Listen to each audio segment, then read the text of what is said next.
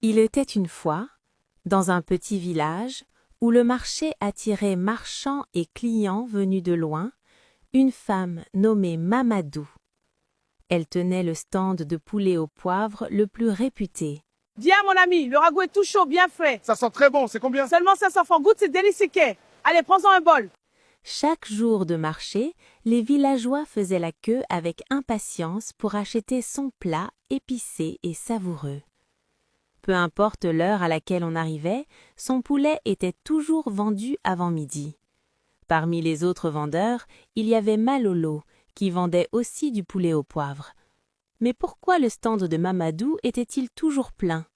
Malolo avait du mal à vendre ne serait-ce qu'une assiette de sa soupe au poivre.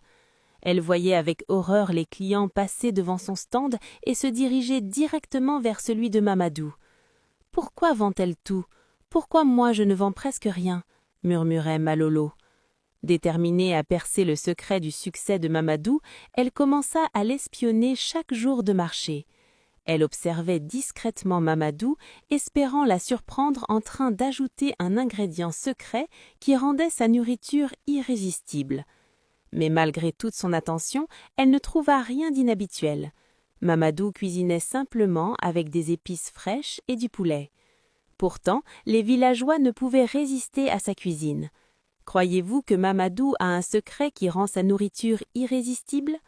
Découvrons-le dans la prochaine partie. Ce poulet sent incroyablement bon. Merci beaucoup, goûtez-en un peu. La sauce a l'air parfaite. Oui, on en prend tous. Avec plaisir, mes amis.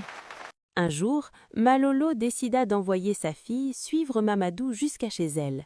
Elle se cacha derrière un arbre, près de la maison de Mamadou, attendant le moment où elle découvrirait le secret. Mais à sa grande surprise, la maison de Mamadou était tout à fait ordinaire. Elle décida alors d'aller elle-même chez Mamadou pour la regarder cuisiner. Mais à sa grande surprise également, elle ne trouva rien d'inhabituel. Malolo jeta un coup d'œil par une fente, mais là encore, elle ne vit rien de suspect.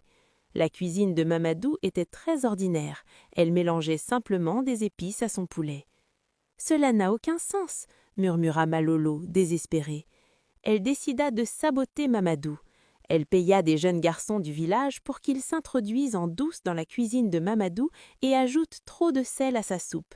« Si ces plats ne sont pas appréciés, les clients viendront chez moi », pensa-t-elle. Le jour de marché suivant, Malolo observa avec impatience depuis son étal, s'attendant à ce que les villageois rejettent la nourriture de Mamadou. Mais à sa grande surprise, la foule devant l'étal de Mamadou était encore plus nombreuse qu'avant. Les villageois dévorèrent tout son poulet, ne laissant que des taches sur les tartines de Malolo. Croyez-vous que les soupçons de Malolo sont fondés? Découvrons-le dans la suite. Frustrée, elle imagina un autre plan, offrir une assiette de riz gratuite à quiconque achèterait une assiette de sa soupe au poivre. Cela devrait attirer plus de clients, se dit-elle. Mais même avec cette offre gratuite, les gens l'ignoraient toujours. « Ce n'est pas normal, » murmure-t-elle. « Mamadou doit utiliser quelque chose de puissant. » Cette nuit-là, elle prit sa décision. Elle découvrirait la vérité coûte que coûte. À la faveur de l'obscurité, elle se faufila dans la propriété de Mamadou et se cacha dans un coin pour observer sa cuisine. Ce qu'elle vit la fit battre le cœur à 1000 à l'heure. Mamadou retira le sous-vêtement qu'elle avait porté toute la journée, taché de sang, et le lava dans une bassine. Puis elle prit cette eau et la versa dans la marmite de poulet qui mijotait sur le feu. L'estomac de Malolo se noua. Choquée, elle courut au village en tremblant. Très tôt le matin, elle rassembla les villageois et leur raconta tout ce qu'elle avait vu cette nuit-là. Rapidement, la nouvelle se répandit dans le village. Les anciens convoquèrent Mamadou sur la place du marché. N'ayant nulle part à escaper, Mamadou avoua. « Oui, j'ai admis avoir utilisé ce secret pour rendre ma nourriture irrésistible. Quelle punition suggérez-vous à Mamadou ?» Les villageois étaient furieux et l'ont immédiatement banni du village. Mamadou est parti avec pour seul bagage sa marmite. Les villageois l'ont regardée s'éloigner, honteuse.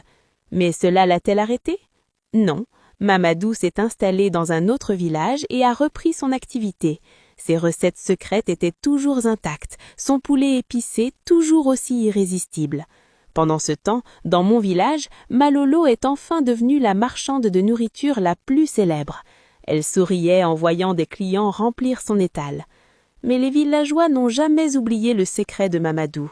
Aujourd'hui encore, ils chuchotent à propos de cette femme qui utilisait la magie noire pour vendre sa nourriture. C'est ainsi que dans mon village, on dit « Avant de manger, demandez ce qu'il y a dedans ». Avant de manger, demande ce qu'il a dedans.